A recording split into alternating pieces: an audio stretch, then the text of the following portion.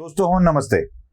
बिना आरोपों के आरोपी, ये बात मैं कुछ अजब तरीके से कह रहा हूं, ऐसा आपको नहीं लगता है? हाँ, सच है, आरोप ही नहीं है लेकिन आरोपी है।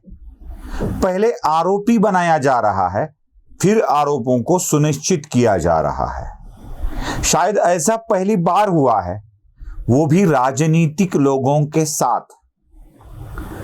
इंदिरा गांधी के जमाने में जब आपातकाल लागू हुआ था, तब आरोपियों को बिना किसी आरोप के गिरफ्तार किया जाता था।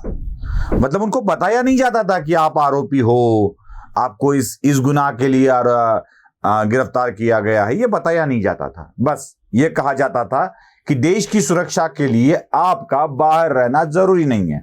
बस उठा देते थे विरोधी विचार दलों को और अंदर डाल देते थे। अब यही बात मविया सरकार में हो रही है, लेकिन यहां आरोपी सुनिश्चित किए जा रहे हैं।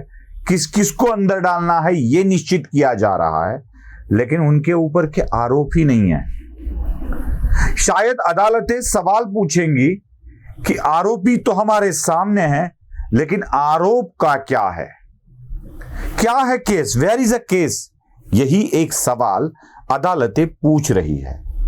यही हुआ किरीट सोमैया के बेटे नील सोमैया के बारे में। अदालतों ने सवाल पूछा, आरोपी तो सामने है, वो अपनी गिरफ्तारी से सुरक्षितता तो मांग रहा है, लेकिन किस आरोप में गिरफ्तार हो रहा है? संजय राउत, जिन्होंने प्रेस कॉन्फ्रेंस लेकर बहुत सारे आरोप किए थे, अब उसको महीना लौट हुआ, 1 महीने में एक भी एफआईआर दर्ज नहीं हुआ है। शायद संजय राउत प्रेस कॉन्फ्रेंस के ऊपर प्रेस कॉन्फ्रेंस लेते रहेंगे, बताते रहेंगे, लेकिन आरोप नहीं किया जाएगा, केस दर्ज नहीं होगा। सिर्फ आरोप होगा, वो भी मुंह वाला, केस नहीं दर्ज होगा। मुझे अब दिखाई दे रहा है कि बहुत सारे बीजेपी के नेताओं को गिरफ्तारी का डर सता रहा है। जैसे ही संजय पांडे मुंबई के सीपी बने, इन सबको यही डर सता रहा है। लोग अक्सर कहते हैं कि संजय पांडे बहुत ही प्रामाणिक और निष्पक्ष अधिकारी है, बिना किसी पुख्ता सबूत या ग्राउंड के वो ऐसी कार्रवाई नहीं करेंगे। शायद ग्राउंड तैयार करने की तैयारी मविया की सरकार कर रही है। ईडी ने नवाब मलिक को सुबह घर से उठाकर 9 घंटे इंक्वायरी की और उसके बाद गिरफ्तार किया। इसी का बदला शायद लिया गया। मालवनी पुलिस स्टेशन में नारायण राणे केंद्रीय मंत्री है, नवाब मलिक राज्य के मंत्री थे, नारायण राणे केंद्रीय मंत्री है। नारायण राणे को बुलाकर 9 घंटे, दोपहर 12 बजे से आगे 9 घंटे रात होने तक उनकी पूछताछ की गई।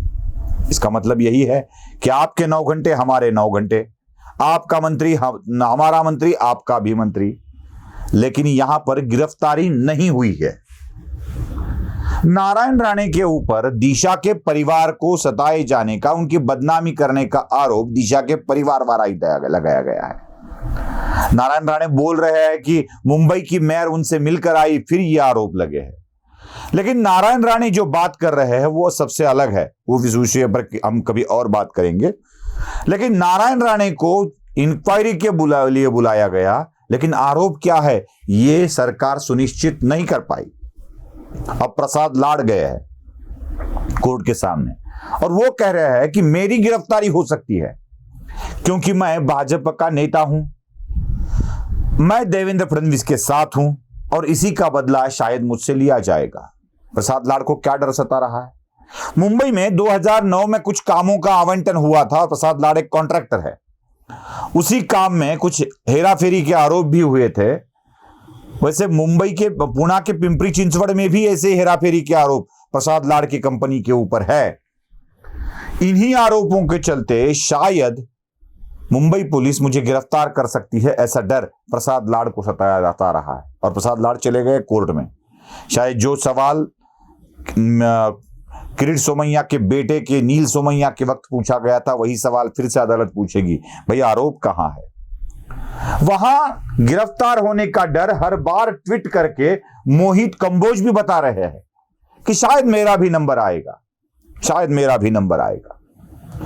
वहां विधान परिषद के विरोधी पक्ष नेता प्रवीण दरेकर को भी यह डर सता रहा है कि शायद मेरा भी नंबर आएगा। उसी के साथ साथ एक विधान परिषद सदस्य सुरेश धस को भी यह डर सता रहा है कि शायद मेरा भी नंबर आएगा। नारायण राणे और नीतीश राणे दोनों को यह डर है कि शायद उनको भी गिरफ्तार किया जा सकता है।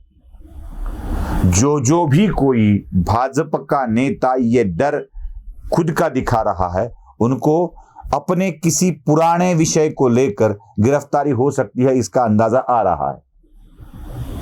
वैसे तो भाजपा के कई नेता कतार में हैं, शिवसेना के रडार पर है, उसमें विखे पाटिल भी हो सकते हैं जो कांग्रेस छोड़कर चले गए थे।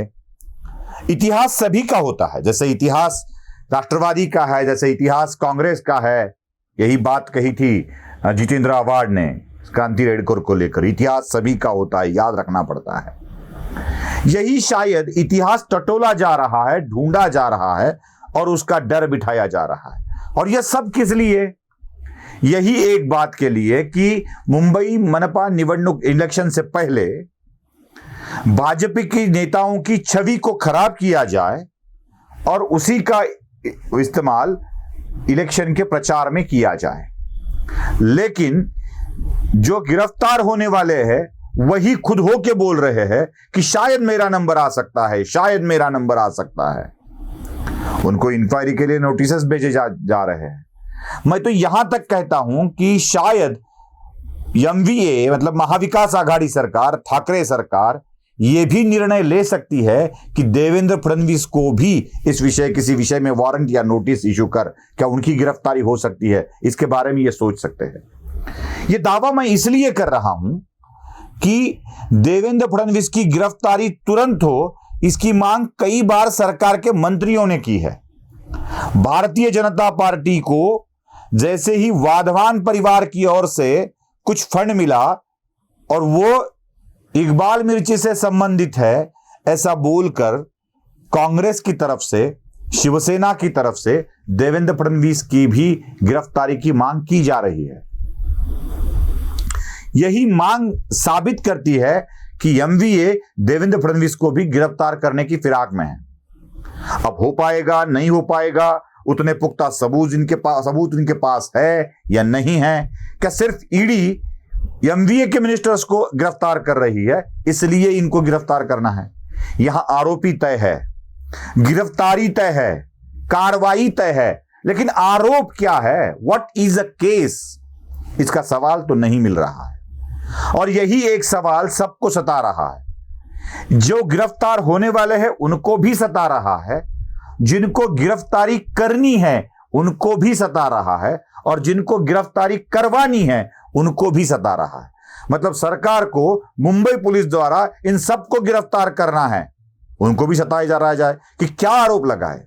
मुंबई पुलिस भी यही सोच रही है कि क्या आरोप लगाए, और ये सोच रहे हैं कि क्या आरोपों के लिए हमें गिरफ्तार किया जाएगा।